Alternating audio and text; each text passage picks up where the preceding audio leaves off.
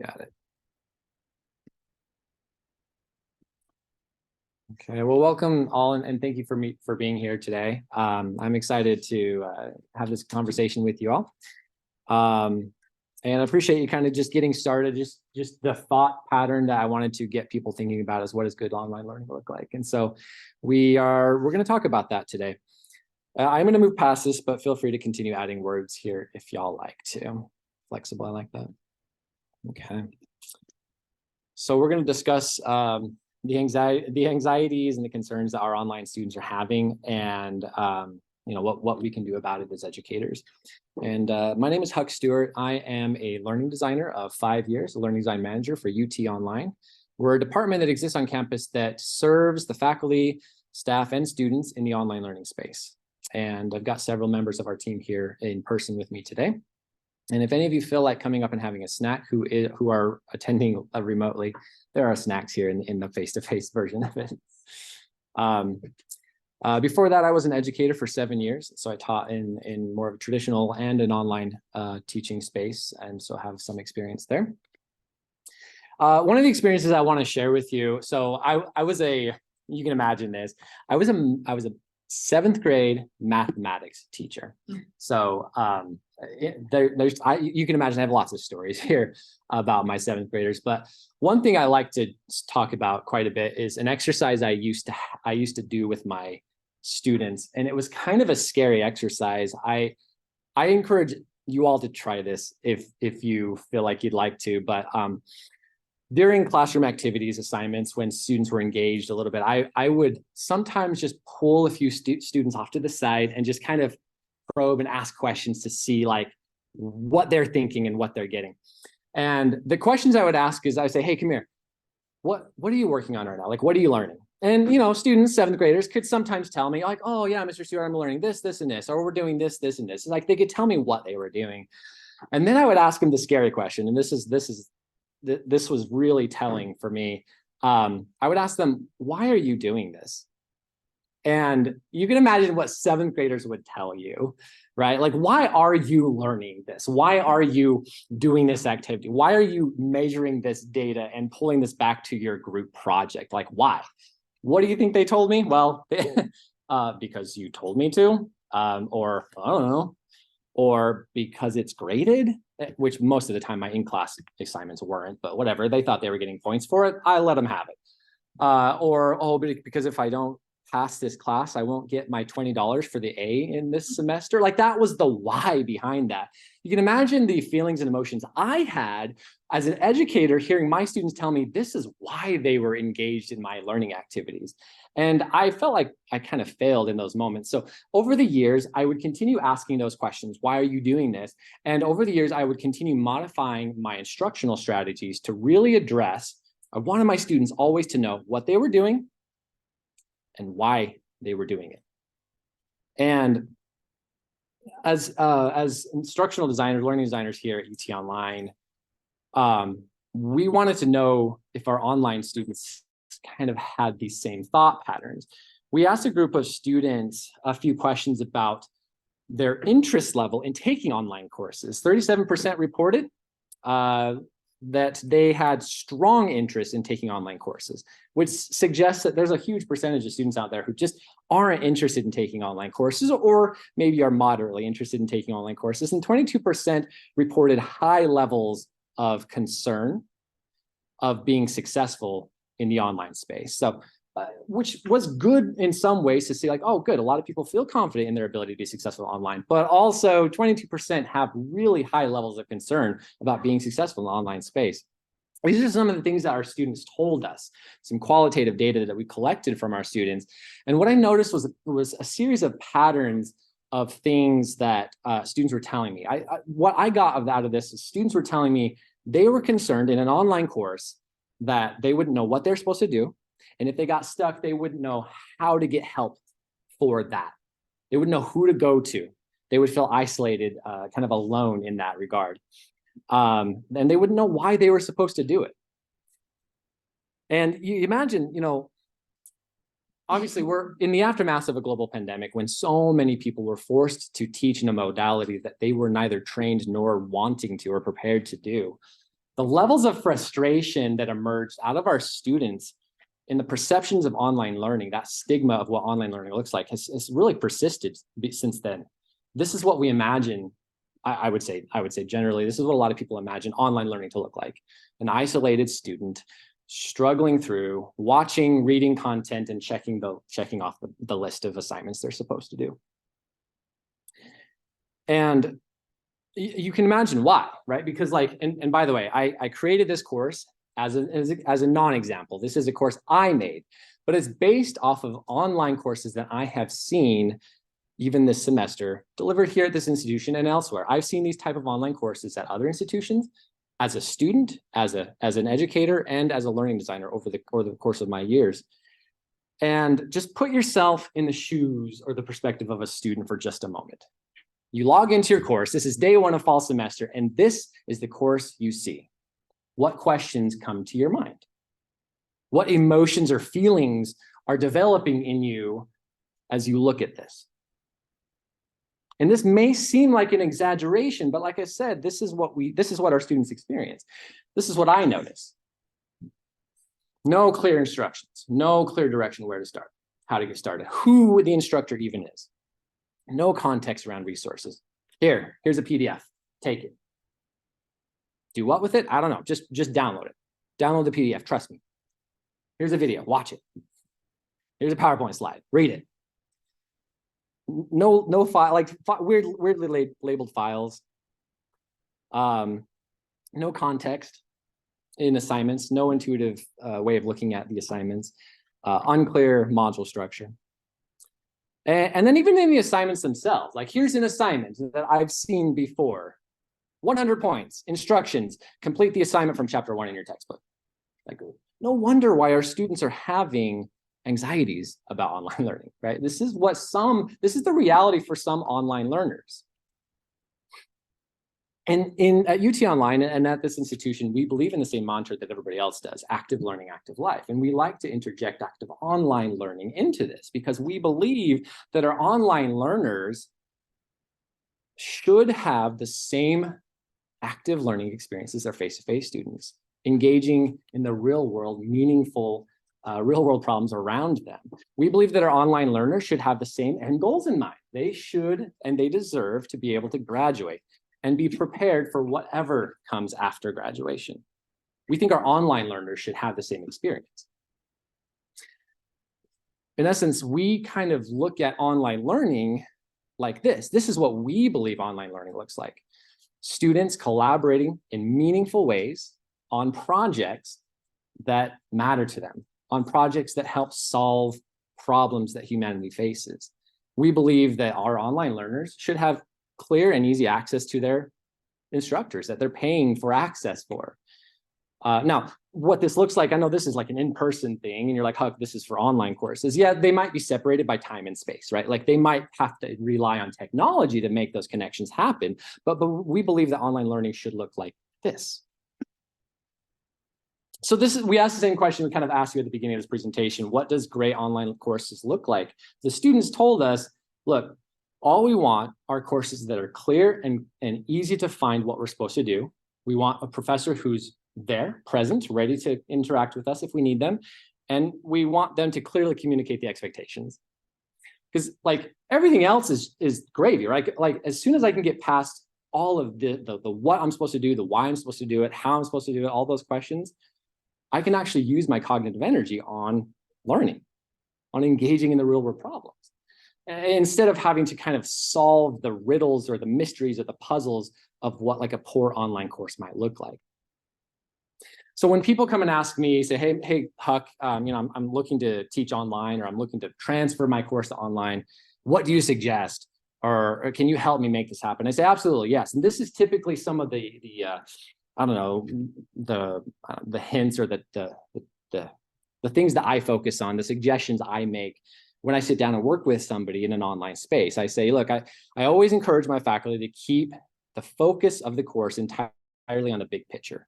Always, always, always keep the why in everything they do throughout the course. Students and teachers should know why they're doing what they're doing here.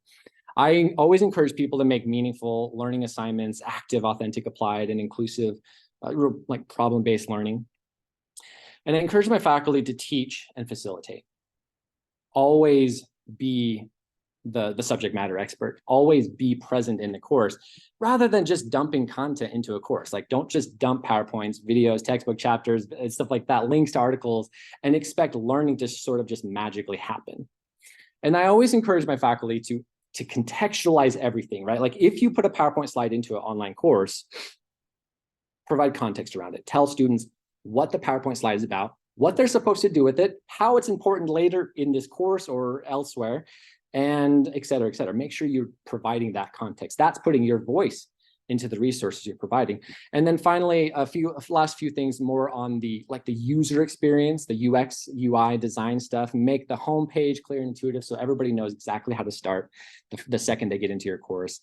And make sure that the navigation is clean, clear, and professional.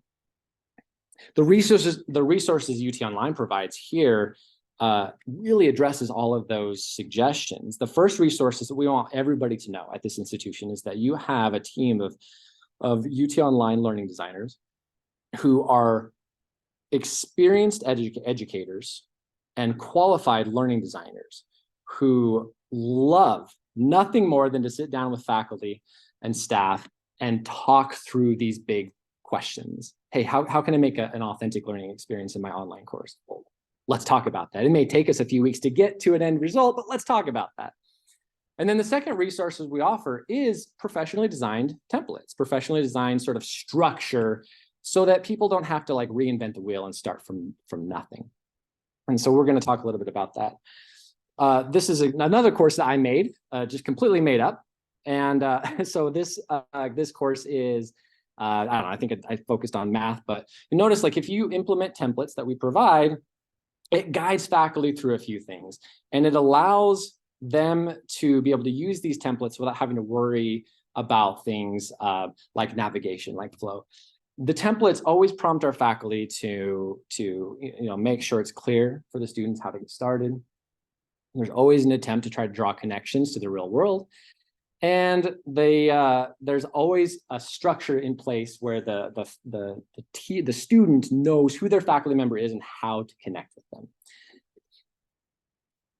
There's instructions that we provide to help module structure, nice, clean and clear. And we always encourage meaningful interaction between peers and between faculty. We want the interaction to take place. And then even within the content pages themselves, there's always prompts, whether you're talking to a learning designer or whether using our templates, we always prompt you to draw strong connections between the objectives and the real world, or making connections with the content. And then finally, even in instructional pages, even if you do drop a PowerPoint slide or a video here, we ask you and prompt you to contextualize the resources you're providing. Okay, here's a PowerPoint slide. So what? What do you want them to do with it? What questions do you want them to consider as they're engaging in it? Do you want them to take notes? Here's a guided notes page that you can use that will walk you through it. And then finally, in assignments, we encourage you to provide instructions that guide students to tackle authentic problems in meaningful ways. So it's clear to them what they're doing, why they're doing it, and how they're supposed to do it. And then finally, this is a big one. We always prompt people to provide clear expectations and some sort of grading rubric so students know exactly what they're supposed to do and what's expected of them. So if you didn't read or listen, this is too long for you, right? These are the 3 points I want you to get out of this today. Number one, I want you to believe in your discipline, that your course, that your discipline, that your field matters and actually makes a difference in the world. And then I want you to take it upon yourself to try to convince your learners that it matters to them as well. It's so sad, and I have heard this from faculty. We're like, oh yeah, I teach this course, but it's just a low level. Like, nobody cares about this course. They're just supposed to take it because it's a hoop they're supposed to jump through. Like, how sad that we're teaching in that with that mentality. I'm not saying you do, but I am focused on that. And then second of all, I want learning designers to experience, I want you to design experiences that ask students to solve real world problems that humanity faces, that your discipline can solve. And I believe that every discipline we teach here at this institution matters to humanity and solves real world problems. And then finally, I'd encourage you to make your online courses professional and clear and intuitive so that you're reducing cognitive load, you're increasing the perceived efficacy of your teaching, of your expertise, of your online course, so that students can use that energy on learning rather than solving the mysteries of your course. And with that, these are the resources that I provide for folks. So if you would like to download the institutional templates we've designed, they are here in Canvas Commons. Once you go to Canvas, open it up, click on Canvas Commons, and then there's the institution Canvas Commons that's open to every faculty, staff, and student. And you'll see the one that's titled UT Online Institutional Templates. Feel free to download those into maybe a sandbox course or somewhere into a live course if you want to start playing around with them. And then just come talk to us. Come talk to the learning designers about what you're trying to accomplish, and we'll talk to you and work through those bigger challenges of creating authentic learning experiences. With that, I want to thank you all for being here today. So that's my presentation. Please leave us feedback. Please ask questions. I've got folks here in the room who are ready to chat with those that are tuning in remotely. And then we'll have just an open Q&A for anybody here in the computer or here in the physical space around us if we have any additional questions. If not, thank you so much for being here. Please reach out to me if you have any questions, and that'll be that.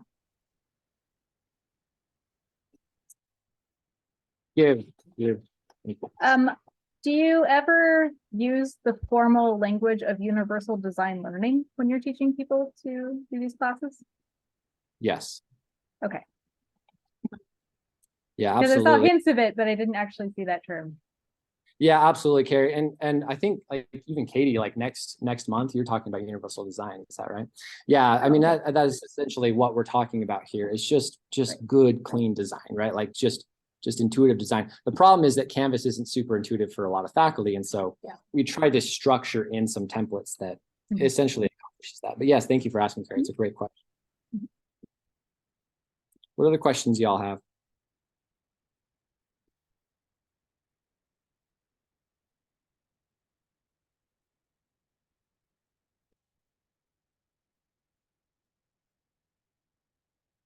Oh, wow. Thank you guys so much for being here. Oh. Okay.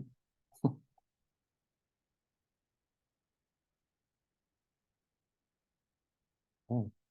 Well, please reach out to any one of us learning designers at any time if you have any questions. Thank you all for being here, and have an awesome day. Yeah, Terry. Oh, Carrie. Say something, but can't hear it. Oh, go far. We're not able to hear. Are you talking to us, or are you talking to somebody in your office? Us? Drop into the chat. Try to just chat it up. Let's see. Hi, here. Let's see if y'all, and for some reason we're not hearing you, so.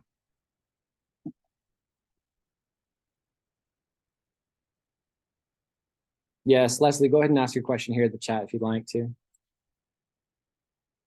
We will make sure this has been recorded. We'll make sure that gets sent out and distributed as soon as we have it done. So yeah, for sure, we'll make sure you get that. You're welcome. Thank you for being here. Oh, 2 questions here. We'll go to Carrie and then to Jordan here. My question is, if you want to work with a learning designer, you have to contact me, find a contract, get on the schedule with the learning designer, and then have the meeting with the learning designer, like, so the position of the contract anymore. No, absolutely not. And I appreciate you asking. So for folks who have worked with us before in more formal online course design experiences, like what you've been doing, yeah, we often have contracts to say like, hey, this is the project we're attempting to complete. Those are usually 2, sometimes 3 semester long projects, but we appreciate emails, phone calls, drop-ins at any time for questions, conversations, follow-ups, anything like that. And no need to go through any sort of formal procedure to do that. contact the learning designer you know best, or if you don't know who to contact, just contact me and then I'll make sure I direct you to the learning designer that supports your department. So thank you for asking that.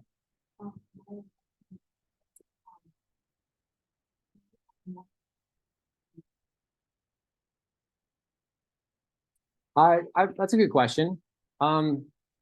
So there's two questions that Carrie's asking. The first is, do you have to go through a formal process to meet with the learning designer? And so just wanted to make sure I reiterate that. For those that are joining in remotely, contact us anytime. We're always happy to have conversations with y'all. No formal procedure necessary. Just give us a phone call or an email, and we'd be happy to chat with you. The second question that Carrie brought in is one more time. Oh, do we have enough designers to meet the needs of the institution? I would say yes and no. I think at times we do, and at times we don't. It depends on kind of what's happening with various departments and various faculty and the needs at the time. So, but I think we certainly strive to meet the needs when they come in. And I don't know. It's about. This feels like a trick question, though. Are you?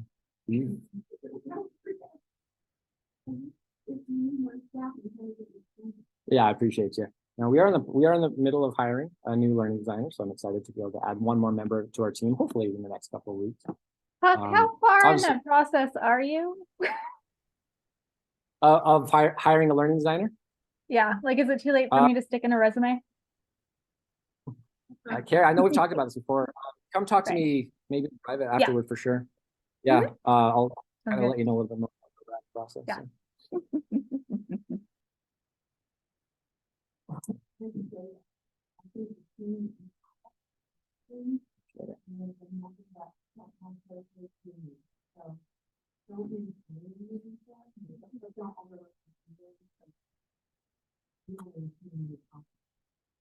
Appreciate your kind words there. Thank you so much. And Jordan, it sounds like you got a question still. Yeah, I keep thinking about like the importance of community in online courses, right? Like, I think that's one of the things that a lot of students, I noticed that one of the comments of what they didn't like about online is they were scared that they wouldn't have help, right? They got stuck on something. And part of that's because they don't feel like the instructor is accessible. But I think a lot of times in our face-to-face courses, it naturally happens where students hang out their class or they get together in study groups and they have help. Right?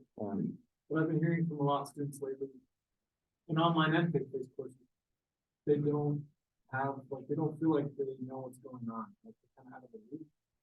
And I think part of that happens in the study group. So I'm just curious if anyone that's taught online has found a good way for online students to kind of get together and have that same kind of. Can I chip in for that?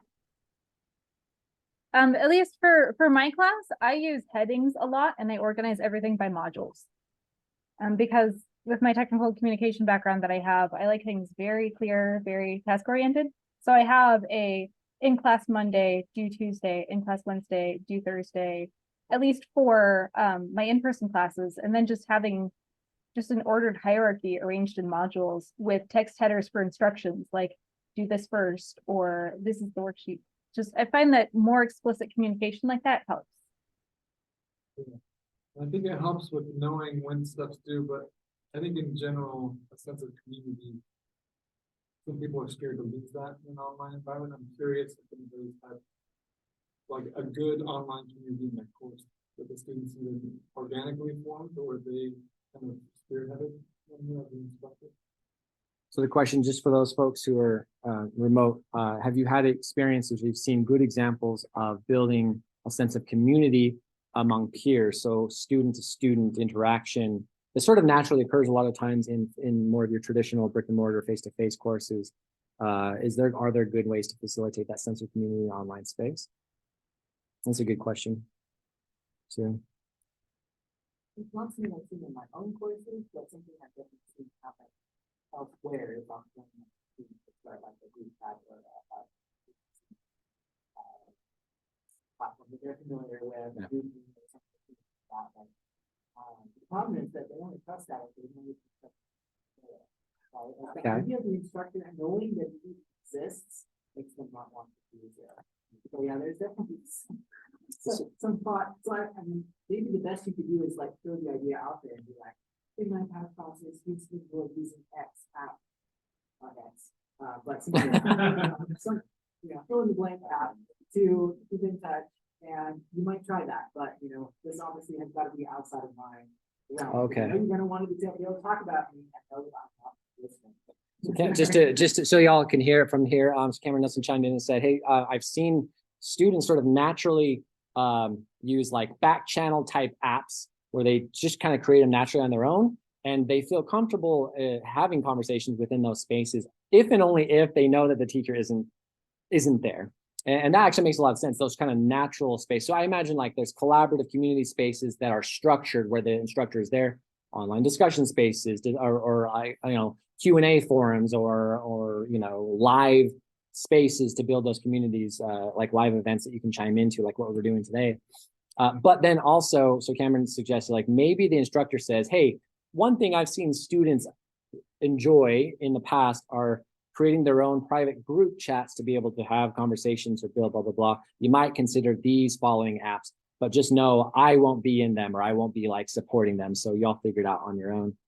So that might be like a good way to build that community and allow those students who kind of crave or need that connection to be able to make that happen. I like that idea. One thing I have seen another professor do is in a collaborative project, he required a conversation to happen, and he just encouraged two students to pair up to pairs of students, and then they just have to call each other, whether through like FaceTime or Zoom or a phone call. They had to have a phone call conversation of some kind, have an actual live conversation, and he wanted them to actually kind of work through a problem together. I thought it was kind of interesting as well.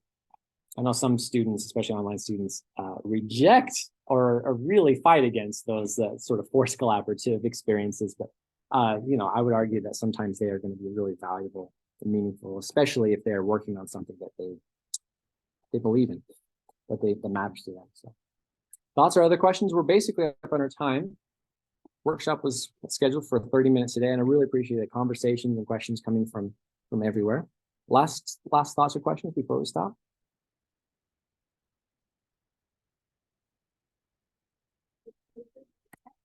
Last thing. Oh, thank you, Terry. Let's see.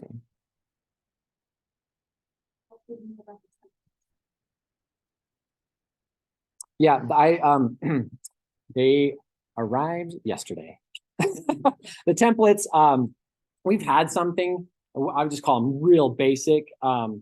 And so we've designed something just a little bit more, I don't know, just nicer, just a little bit cleaner and professional looking, without kind of going over the top and making things like really easily breakable. So we're hoping for usability here. But if you have any concerns or questions about those templates, Leslie, just come chat with us. We'll help you fix things or create things or even custom build things or whatever. Like we're happy to work through that. Just know when you come talk to us, we have conversations about the learning experience and like the objectives there a lot as well. So we really try to drive the conversation to those, in addition to like the user experience, the visual design stuff. So, and feel free to share that with your departments, with your folks. If you'd like to send them the link directly to those, that Canvas Commons space, they should be there now. And Scott Allen, our LMS administrator, has made them a featured course in the Canvas Commons Utah Tech University space. So they should be easily viewed by folks in the institution now. So thank you. And you're welcome. I appreciate you being here. Okay. And thank you, Terry, for responding to those chats and for putting text in there as well. I think that should do it. Thank you all for being here. Bye.